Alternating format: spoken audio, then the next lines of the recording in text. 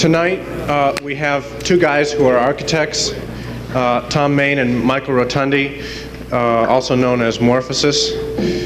This presentation, I think, reflects a degree of a set of standards and a degree of skill and commitment to architecture in three respects, really. First of all, in their own work, the awards and exhibits and publications they've had in the short history of their firm is an index of that. They seem to be able to pick up PA awards just about at will.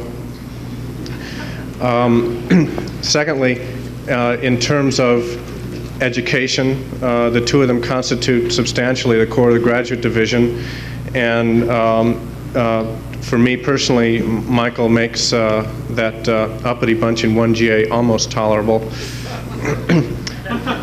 And finally, in terms of the art in general, they have a commitment to architecture and unselfishly to the development of the field. And this series of lectures and exhibits is a product of that commitment, particularly in terms of Thom Mayne, who probably has had a discouraging word from just about everybody in one way or another on this series. And yet I think it stands as a unique and valuable series of events, and that we're all indebted to him for that. Thank you very much.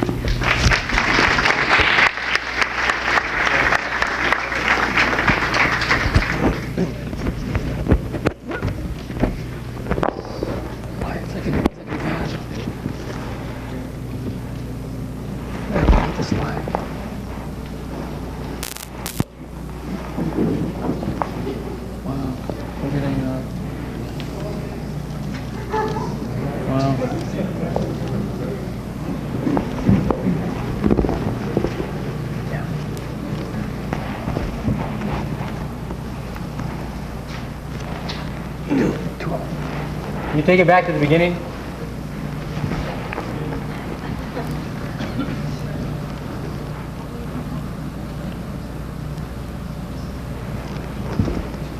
Mort, can you return the right carousel back to the beginning?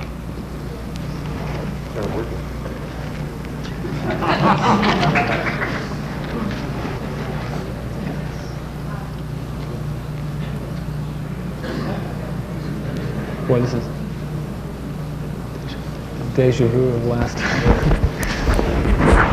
Hey, Mort, last week you didn't get a good review. I would try not to repeat it.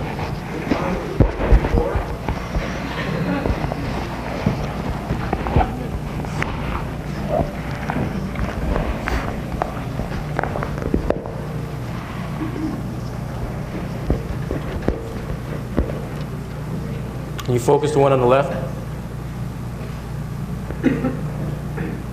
There we go.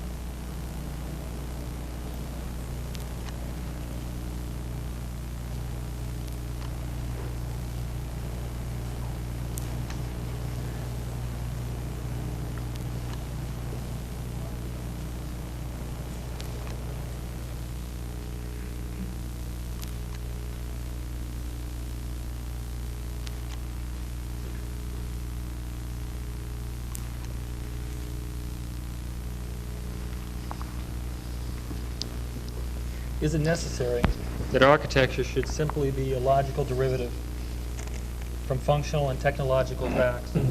And indeed, can it ever be this? Is it necessary that a series of buildings should imply a vision of a new and better world? And if this is so, or even if this is not, then how frequently can a significant vision of a new and better world be propounded? Is the architect simply a victim of circumstances? And should he be?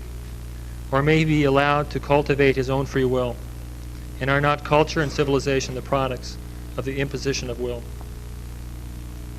Those are quotes from Colin Rowe in his introduction to Five Architects in 1972.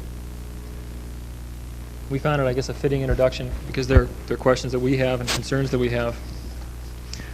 And the last statement in regarding to architecture as a willful activity is something that I guess at this time we find significant to us, in that partly because of our own backgrounds, in that educationally we're products of the 60s and of I guess people like Alexander and Ralph Knowles, who dealt with architecture as a responsive kind of system. I think that our interests at this time are looking at the relationship between the willful and the responsive, which might also be discussed as active and passive, maybe in a more personal way. Our particular method of developing ideas, developing buildings, has been an attempt to exploit the idiosyncrasy. The projects that we're going to discuss tonight have attempted to look for solutions that exploit the particular circumstance, the circumstance of place, of use, of scale, etc. And the attempt to derive out of this their basic vitality. Another aspect that concerns us regarding this and looking at problems in this way is the development of priority,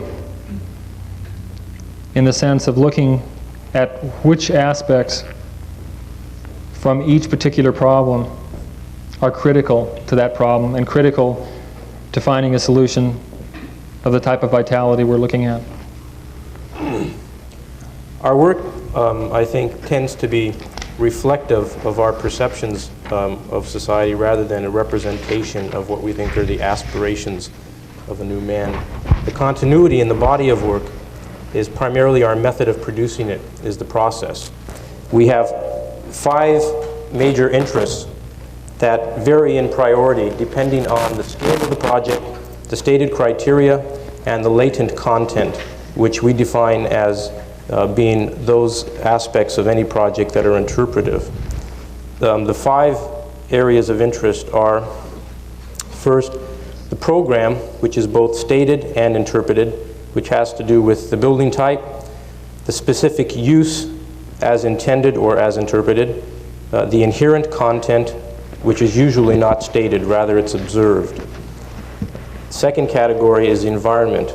We're concerned about producing a homeostatic state between the building and environment, primarily in a passive way. The third category is our intrigue with technology. It has to do with our predilection for using many different types of materials with attention to how those materials are employed, how they're assembled, which tends to be expressed in the buildings. And it has to do with interest in using modern technology, potentially future technology, as well as technologies from the past, whatever is appropriate. The fourth category is structure. Structure as we all know it in the architectural sense. We tend to express it, sometimes in a rather straightforward way, which has been our tendency in earlier projects, and sometimes, when possible, in a rather ambiguous way. All of this ultimately leads up to what we qualify as the fifth category, which we call communication, which for us is the means for graphically expressing all of this, which is another phrase for that would be the architectural language of the projects. We don't have any one specific language that we adhere to. Rather, it varies depending on, again, what the priorities are for these 5 different categories and how they're interpreted.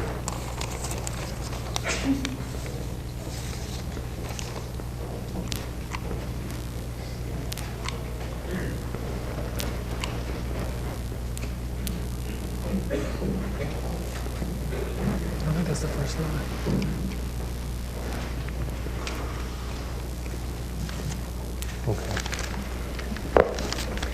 The first project we're going to discuss is a project in Venice, California that we completed 3 years ago. And it's a very simple little project. It's essentially an addition of a bedroom and a bathroom and a deck over an existing house. As you can see in the slides, it's in a part of Venice which is very prototypical in its density. And the client came to us, and the really major need in this particular case was for a place to sunbathe, really open space. So that the initial intent was to basically provide this room and a deck over a 1920s bungalow house. Mort, this doesn't work. Okay. These 2 drawings show, I guess, 2 parts of that intent. One, kind of our viewpoint, I guess, on the left of the idea of a house which is essentially totally detached conceptually as well as literally from the existing bungalow, and is looked at as a kind of a prototype to this type of a situation in this area of Venice. The drawing to the right is a simple isometric of the concept of this. From the beginning, there was an attempt made to develop a building that would both be a part of the community, and in this case, in kind of a perverse way, as being different, and at the same time, a building that would be contrast with the existing building, which was the 20s bungalow. These are the simple floor plans. It was a kind of a hybrid building. It originally was planned to be totally separate from the existing house, and as we developed it, it started kind of eating into the old house. The first floor plan is essentially just a stairway, and there's some remodeling work in the kitchen. And the second floor plan represents the bedroom and kind of a compartmentalized bathroom.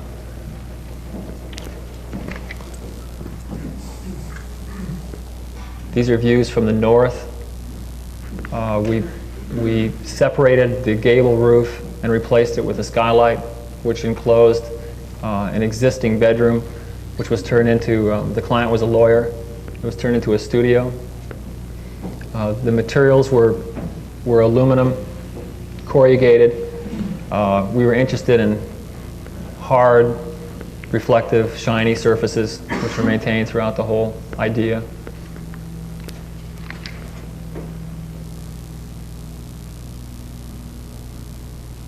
The reflective qualities and the relationship of this material to the beach is something that interested me. You're looking at the stair tower on the left, and on the right you're looking at a portion of this which kind of eats down into the existing house, which is the kitchen in this case. The post you see is the frame that supports the house. It has a separate piece. The attempt was to produce an integral system that went over this thing, much like a lunar landing module or something. The outside of it breaks away and does that. The inside actually leans into the house itself.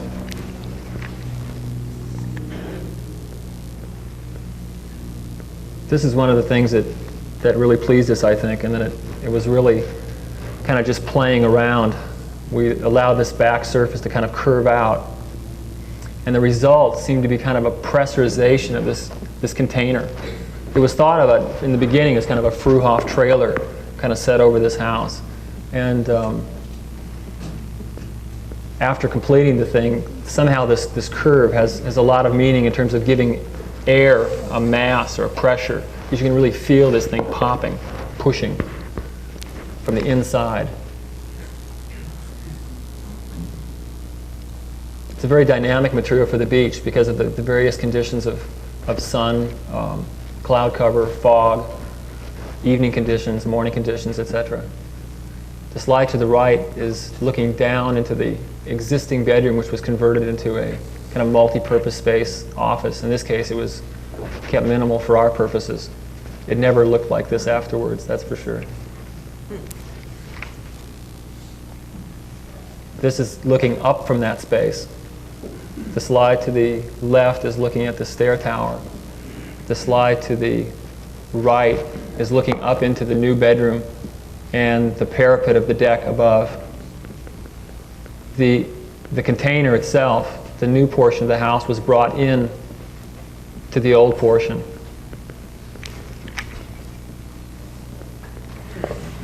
This is a very, very different kind of project. It's a house, a vacation house, in an area called Baja Mar, which is to the north of Ensenada in Baja, California. It's a project. It was discontinued about halfway through design. But we felt it was necessary to complete it because there were a lot of ideas in it which interested us and which we're now using in other projects.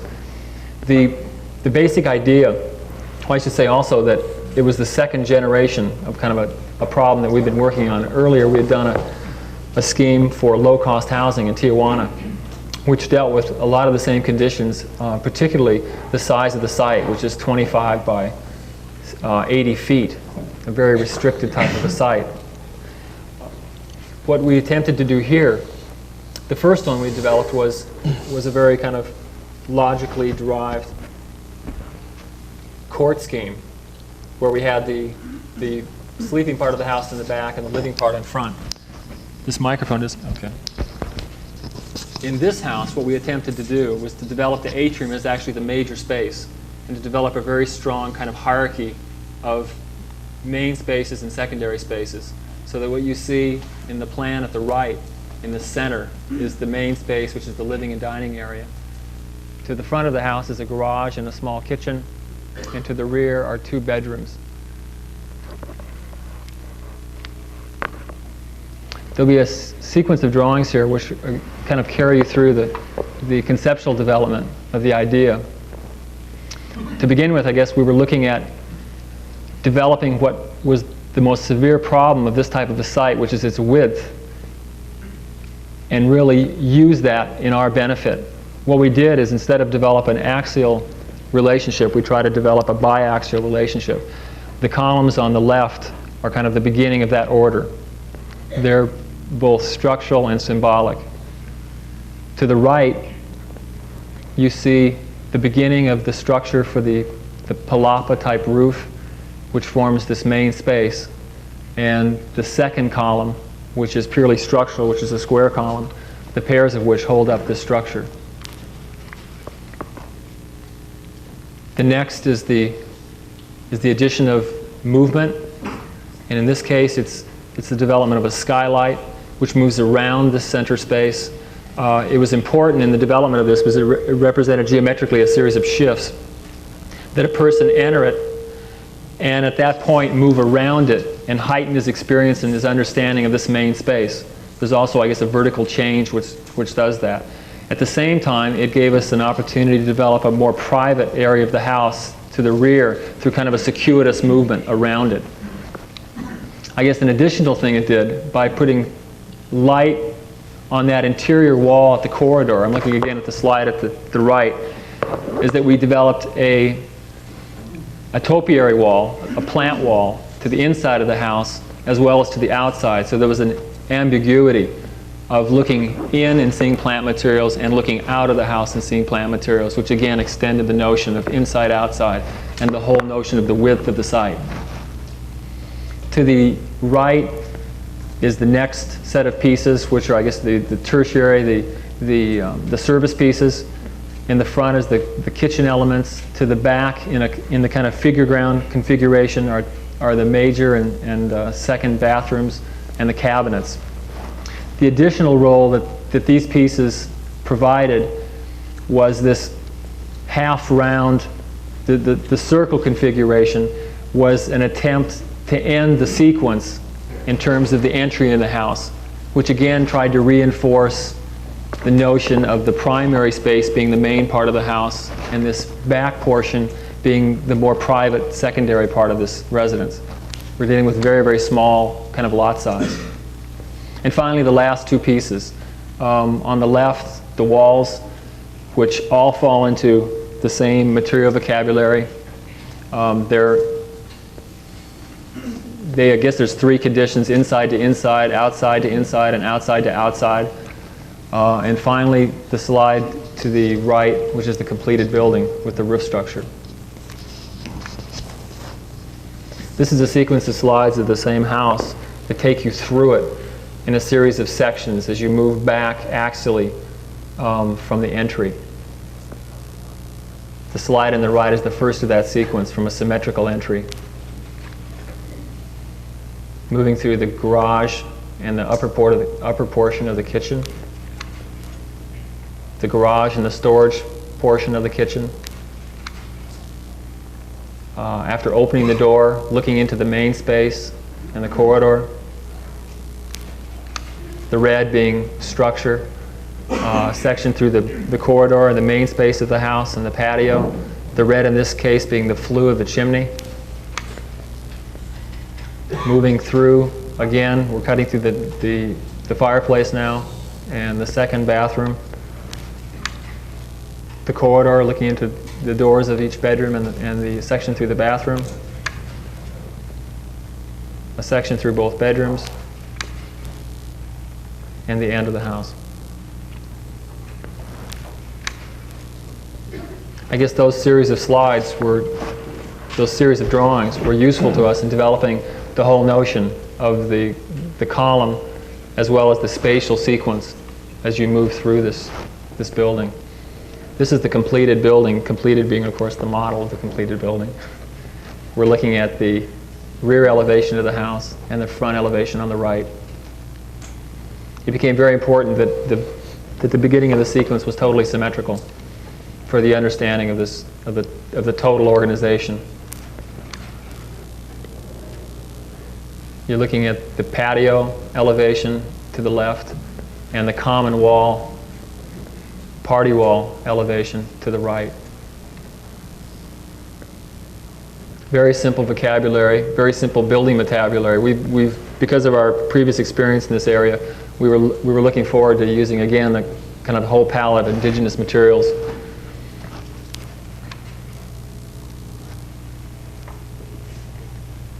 A front oblique on the left, a rear on the right.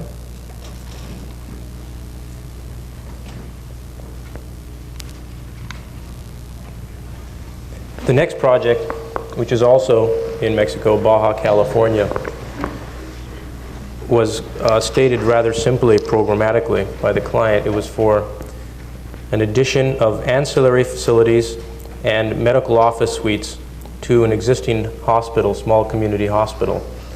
On the left is a site plan which shows the existing hospital in white to the left and the colored portion, which is the new building.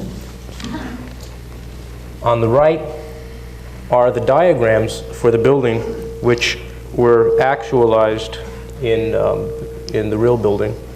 The first diagram, which is stated number 1, are the ancillary facilities. The second diagram is the office block above the ancillary facilities. And the third is the circulation and an extension of the waiting rooms. Structurally, from previous experience in Mexico, we tended to decide on a rather straightforward structural solution and a rather simple material and form vocabulary. Diagram 1, structurally and materially, is made. It's constructed of bearing walls, concrete block with stucco.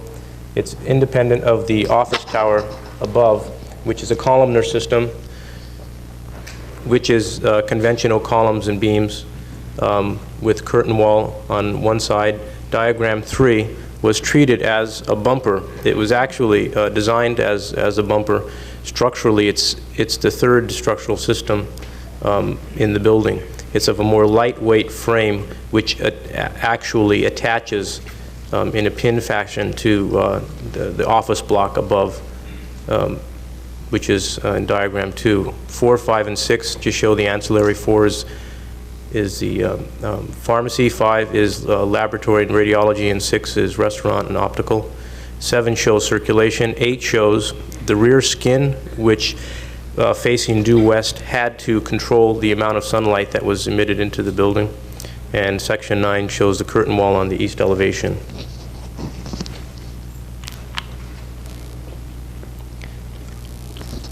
It was organized quite simply. They wanted 3 varying sizes consisting of 5 offices on 4 floors. The offices get smaller as they move up vertically. On the right is a floor plan, which is the actual plan of the building as well as the diagram of the building. The purple is the bumper, which acts as circulation as well as extension of the waiting. As part of our interpretation of the program, the extended waiting room was to provide for family members who went with the patient to the doctor, which was quite distinct from our experience in this country, which was the person who was being treated was primarily the only person that went to see the doctor. So that actually became an extra oversized space that would be used by children to play and whatever. Okay. The flesh color are the offices, which wouldn't necessarily be divided up. They could actually be used as larger offices as well. In section, the building organizes with the ancillary on the ground floor, the offices directly above that, and again the purple being the main circulation space. On the right is the circulation space, which handled also all of the servicing for the building. Vertically, it moves up the elevator shaft, and then horizontally into the circulation portion of the building, and then it's distributed through the offices. The step section accommodates the varying length of the offices as it moves vertically. This section shows the offices again up above, stairway coming up through the circulation, and a section through the ancillary facilities. There is a differential of 3 feet on one end and 6 feet on another end between the ancillary facilities and the new hospital, which was taken up on that section there, AA, which comes through the left side of this plan. And there's various ramps and stairs that take you down into the building. The parking lot was to the upper side and the street was to the lower side. One of the concerns was that the building, which is approximately half a block off of a major boulevard, would be highly visible from that boulevard. So the building is pushed back with a main plaza in front of the building, which is a sort of traditional planning device used in Mexico, with one of the ancillary, which is the pharmacy, highly visible from the main boulevard. And then the courtyard acting as extended waiting as well. On the right is an axonometric of the ground floor, which shows, again, the courtyard in the front, the elevator extended to the full height, the pharmacy to the left, and up to the upper portion is the access to the parking lot. To the left is the access into the hospital. One of the considerations was how the new building connects to the old building. That could be done as a solid or as a void. We decided that to do it as a void so that the old building could spatially extend into the new building. By good fortune, it occurred that there was an existing courtyard that was adjacent to the administrator's office, which we extended into the new building as part of a waiting room for the laboratory and radiology. What occurs as a byproduct of that, as you can see in her seated position down in the office, is that she has a symbolic throne to sort of control people coming and going out of the building. The one on the left was done primarily as a study. Upon discussing that aspect with her of what the byproduct was, she got thoroughly excited, so we decided to show her the drawing, which cinched the project. Also, was a consideration in this country, we would tend to use the elevator more often than the stairs. Down there, they would tend to use the stairs more often than the elevator, not necessarily by choice, but by the fact that there's power shortages quite frequently. We needed to have the stairs act as a fire exit as well as for circulation into the building, so we made them as prominent pieces on the ground floor, as you can see on the left drawing, which is on the right obscured by the pharmacy, and to the right of the drawing as well. And they were made adamant enough to make people want to use them. Okay, here's the rear elevation, which is this very simple curtain wall, which follows the stepping of the building. It was facing just south of east, so that the solar consideration wasn't as critical as it was on the other elevation. This is on the right is just a larger a blow-up of the entry into from the parking lot. On the right of the isometric is the existing hospital. Okay, this elevation was facing almost due west. Thus, we needed a material that would minimize the amount of sun that got into this, that penetrated the waiting space. Thus, again, concrete block, which provided us with only an entry of 15% of the amount of light that actually hit its surface. What is it? Glass block. Oh, I'm sorry, it's glass block. Did I say concrete block? Yeah. Concrete block actually was a little bit higher than that.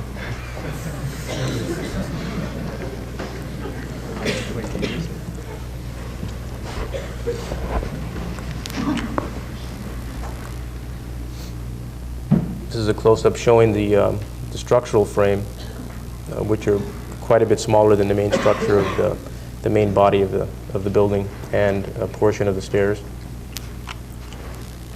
And this shows the cutaway of the building, showing the full bumper with the circulation on the ends, the piece that pulls through to the parking lot,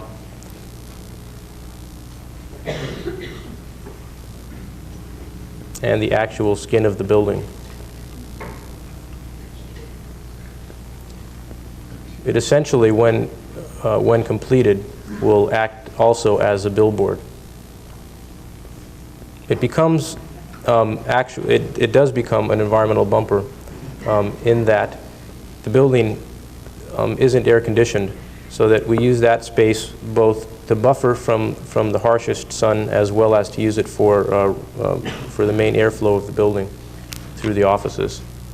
These are models of the schematic design phase, which was quite early. The second project, which decreases in size and building type, is a house. Oh, incidentally, the building that you just saw is now under construction, about 50% complete. This building, which is a project not to be built, was for a musician in Rochester, New York. The two primary considerations, as stated by the client and discussed by us with him, was the fact that he wanted the building to take on the character of a rural community. So we decided that the building should take the archetypal image of farm structure and express that. The second consideration, which was of more interest to us, was the fact that he composes inside the house, and the whole notion of having acoustically distinct spaces that would affect his mood and determine the kind of music he would play. For instance, wanting a space that was quite large and bright, as he put it, so that it would affect a certain kind of sharpness as well as in the other extreme, having spaces that were very, very dead. He didn't want it to be a recording studio. When he records, when he composes doing sort of daily activities. He might do it in the kitchen, he might do it in the bathroom, he might do it in the main living space. As the plan developed, we ended up by having essentially two large walls, one actually having dimension with spaces within it, and the other one being the actual wall where two buildings attached to, one building for the adults and one building for the children. The third element was a garage and a pool.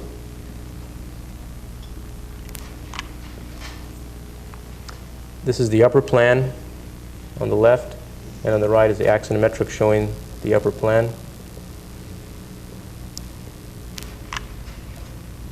This is the axonometric showing the entire building. The building had an entry porch, and it had a porch to the other side of the building, which was the transition from the lower floor to the upper floor, which essentially became a private apartment for the couple that would be living there. It also became a transitional space that put him into the forest and allowed him to sit there and play music out into the trees, as he put it, which was one of the assets he thought of living in a rural community.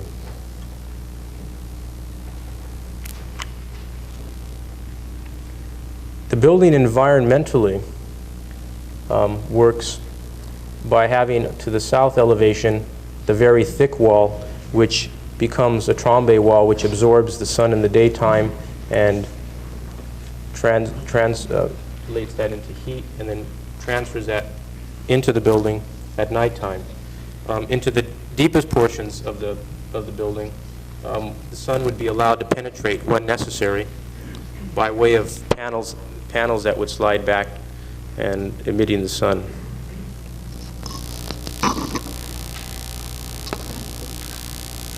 On the right, or on the left, where you see section 8 is the porch into the trees. That's just a longitudinal section.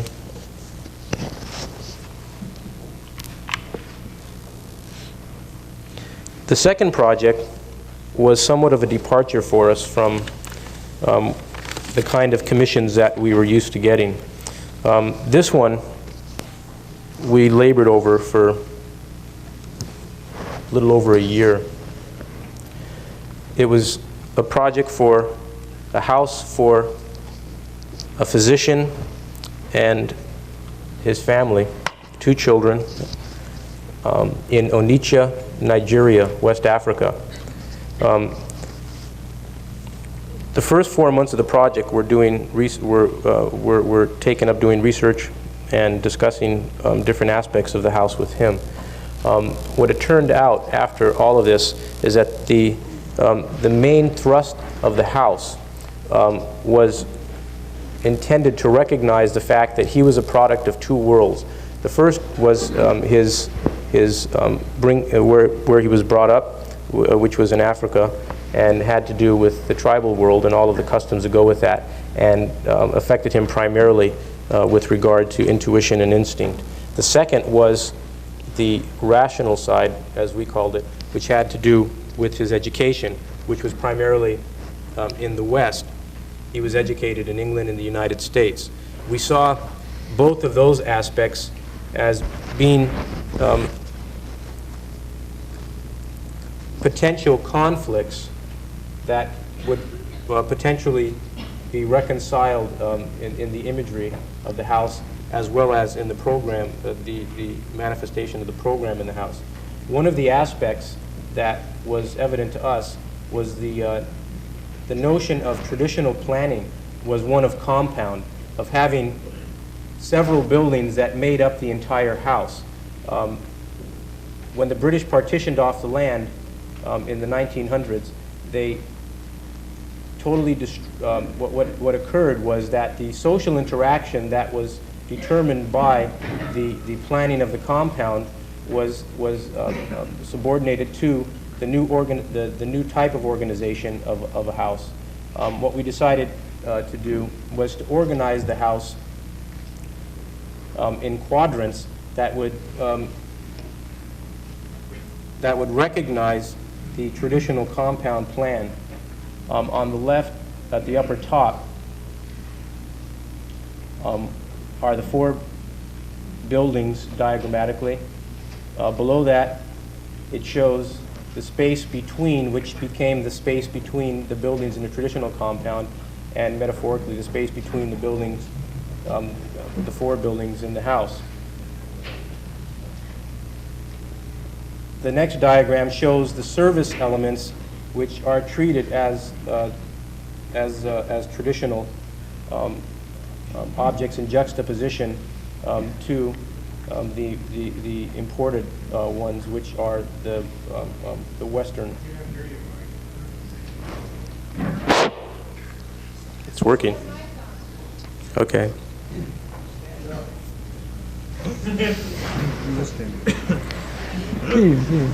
One of the interesting aspects of the house was the whole nature of the hierarchy of public to private.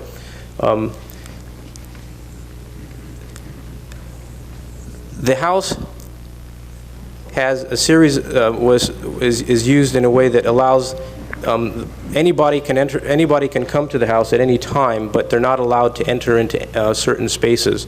They're very private spaces that are accessible to very close friends and immediate family, and then there's other portions of the house that are used primarily to entertain those people that are acquaintances.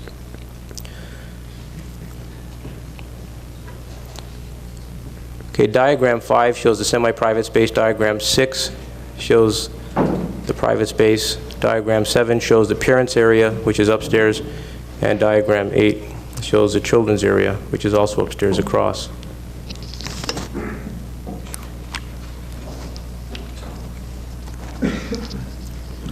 Okay, this is the actual plan of the building. The plan, the dialectic between the Western and which was his education, and the tribal, as we saw it, was translated into starting with a very sort of Platonic plan, and then distorting that with traditional uses. On the left of the lower plan is the traditional, is our interpretation of the traditional gate into the compound. Then the sequence moves up into a porch and then into the public space, which moving back through in the sequence is the family room. On the upper portion of the plan is a living room and a dining room, which are acoustically and visually private. Guests are invited into those spaces. To the lower left in the plan are the guest rooms, which are for extended stay by friends or family. And to the rear is the kitchen. Okay, and the upstairs, going up to one side, is the parents' portion of the house, and up to the other side is the children's portion of the house. Both of those are linked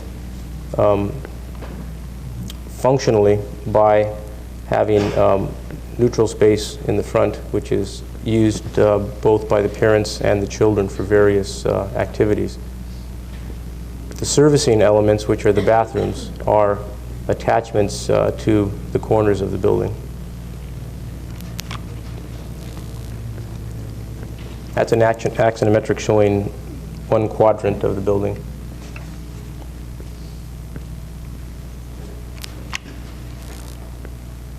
That's a section going through what is the main circulation space, which is dealt with as an exterior of the building. The bay windows, which are off of the bedrooms upstairs, allude to that, and also designate the intersection of the two streets.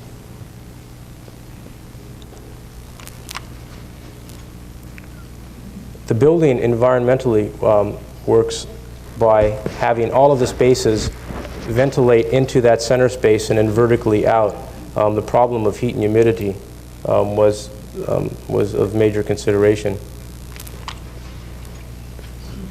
This is the north elevation. initially conceived of as two distinct buildings. The one on the interior, which is the main body of the house, and in the servicing elements, which represent the traditional architecture, not not literally manifested, though.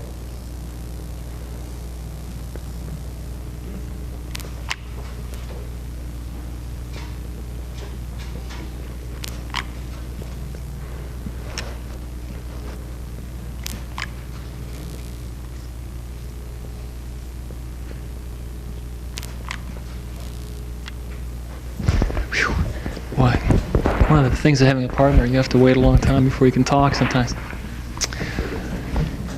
This is one of the more interesting jobs that I've worked on. Boy, it drives you nuts. You have to sit here and you can't say a word. This is a very simple little project that was very enjoyable for us. And that sometimes the little projects are the ones that can be most playful and you can really have a good time with.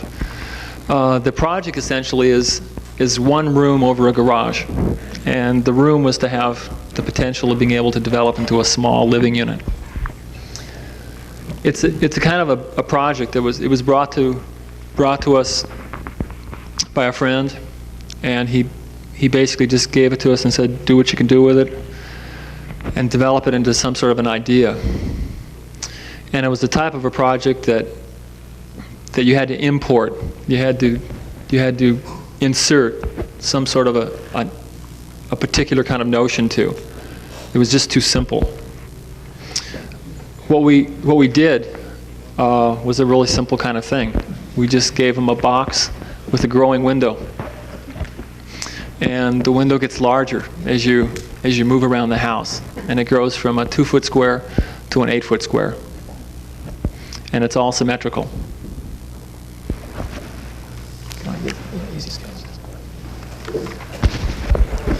This is a kind of a model. It's he's an interesting guy. He wanted to contract it himself, and he wanted to build most of it himself. And this was really, what you're looking at are some drawings that we developed after the fact, and that we gave him a set of working drawings that it was built by.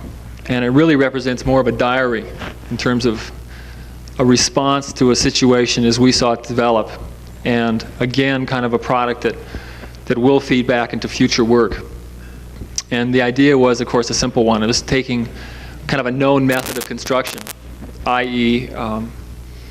Models, airplane models, car models, whatever, and use that to identify the particular parts of this building, because it is a very simple building, and a simple kind of assembly procedure which could allow a layperson, in this case, a clearer kind of understanding of how a building goes together.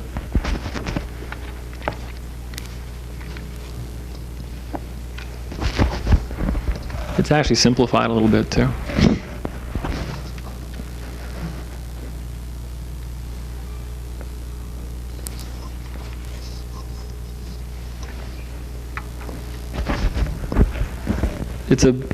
It's a very small little building. It's 18 by 18 feet.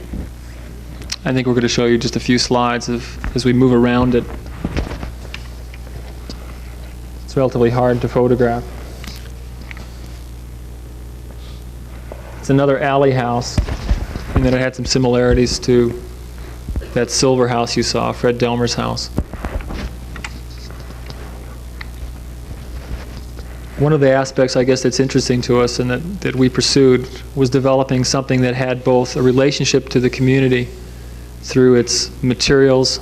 It's put together with very simple materials. It's a very inexpensive house. If the person next to you just grimaced, that means you're probably sitting next to the client. It's inexpensive in relative terms.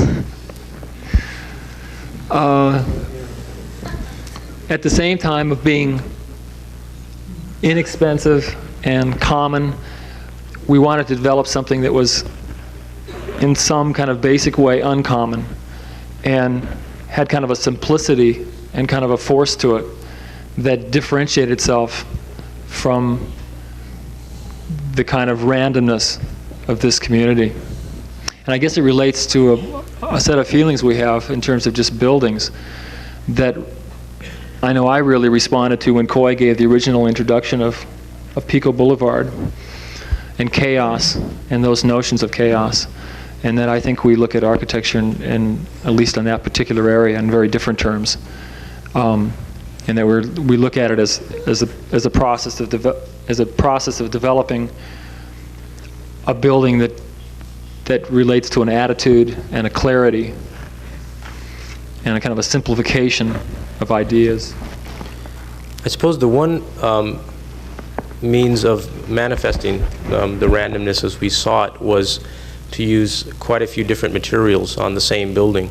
The way we tried to employ them so that they didn't seem incoherent was that they were used in as pure a way as possible, that walls became one material, roofs became another material, windows became another material, and base became another material. That also somehow reinforced the caricature of house, which was to dissect it and to take each one of those elements and express it. This is looking down the other end of the alley. You're looking at the large 8-foot window. I guess what's kind of explicit here is that we were looking at it as kind of an adult playhouse, a caricature of a house, maybe.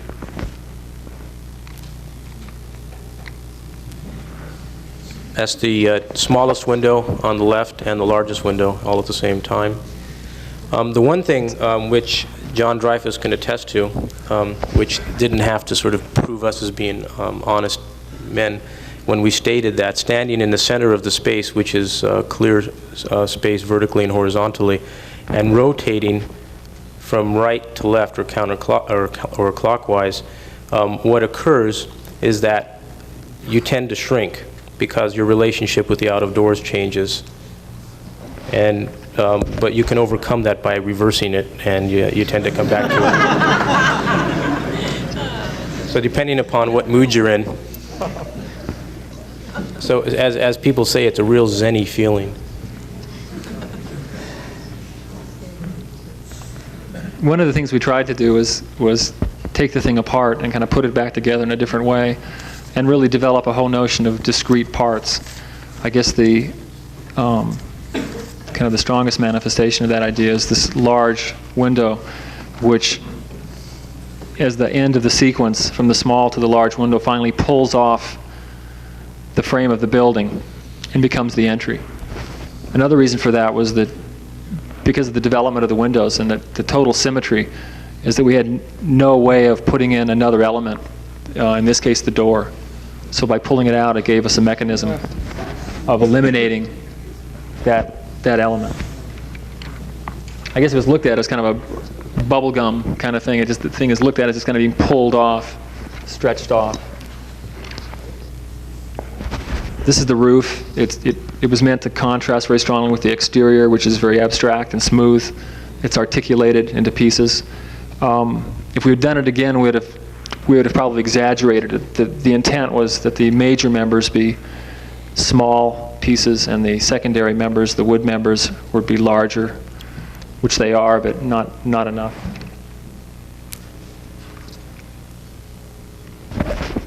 The two windows and two of their kind of readings.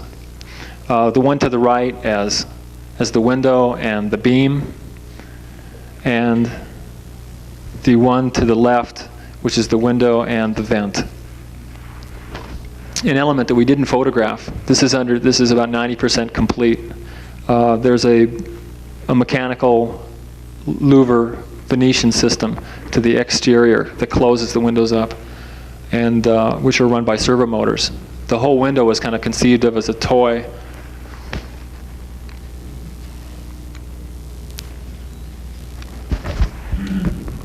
The small window from the inside and the small window from the outside. We were interested in the kind of the perception of the outside world from this very simple kind of device. I guess one thing we should warn all of you that you're going to now shrink in size. And we're not going to reverse the process, so you will leave here smaller.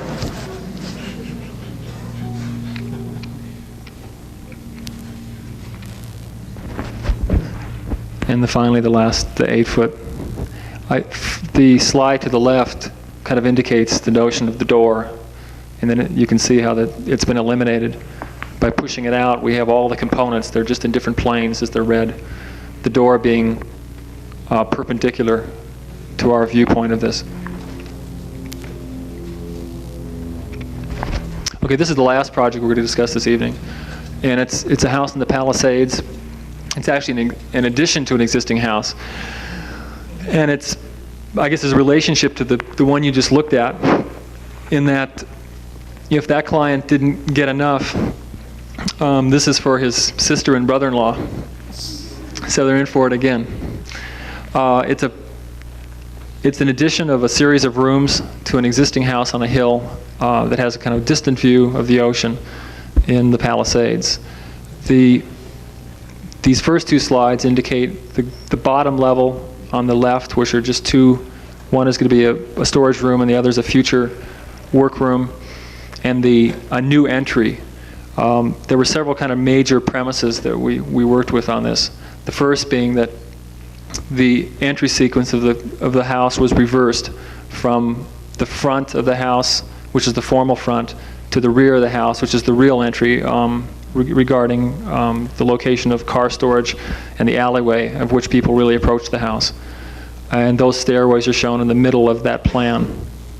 The slide to the right is a section through those stairs coming up into the old portion of the house.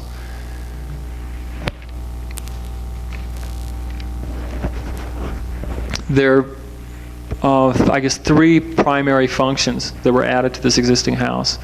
A formal dining room, which is the rectilinear space, a small bedroom and an adjoining bathroom, which is to the right of that, and a deck space, which is to the outside. There's the plan on the left, the living room of the existing house is to the top left, and the existing kitchen is to the top right. The slide on the right shows a section, and probably the major kind of idea in terms of this particular addition. The notion was to add a space that contrasted with the existing house, which is a 40s, I guess slightly kind of nondescript, very horizontal, a house that's chopped into many small spaces. The addition was that of a very vertical space, one large continuous space, a very simple kind of volume, and to the outside of that a deck which utilizes a distant view of the ocean. This section is cut through the dining room. This is a plan of the loft space on the third level, and the section to the right of it is a longitudinal section through the bedroom and the loft above it on the left, and the dining room space. We got involved in some really interesting structural kinds of issues. We made a real breakthrough on this one, and we found a way of making two doors support a roof, which of course in reality only looks that way. And then in fact it's supported by a hedge.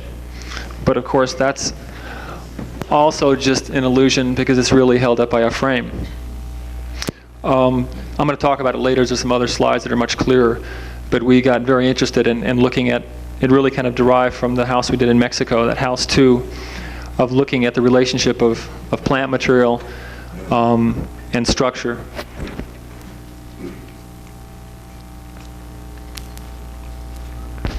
This is the outside elevation, looking at that topiary wall, and a section, again, the longitudinal section looking back at the existing house.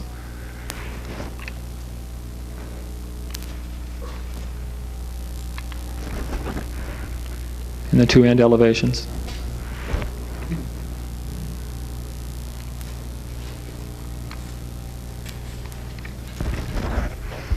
This is a cutaway isometric on the left, showing you the basic spatial relationships.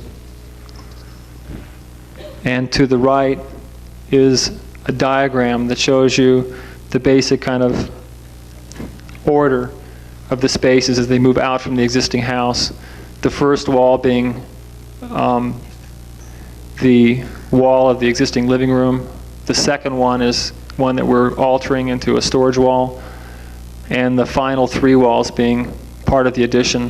The first being the inside wall of the vault, and the outside 2 being topiary walls. The one that kind of breaks away and cuts away is the one that supports the dome, and the outside one is the end of the sequence and frames the view. One of the things we tried to do here was to place this house firmly on the ground. We didn't want a building that extended off of a hill, and we wanted there to be a very clear continuity of ground material and ground surface from the old house to the new house. At the same time, we wanted to give them the illusion of a yard which was taken away, as well as the deck area, and hence the notion of topiary, which both frames view, ends the sequence, and produces green space at the location of the deck area. And after that, we extended it with these 3 perches, so that when you moved past the topiary, you were really hanging out over the hill. And it was a very kind of clear distinction of when you were on a landed surface and a suspended kind of surface. And to heighten that kind of sensation, we used the vocabulary of metal, and the metal again is attached to the hedge, which makes the whole experience even more precarious.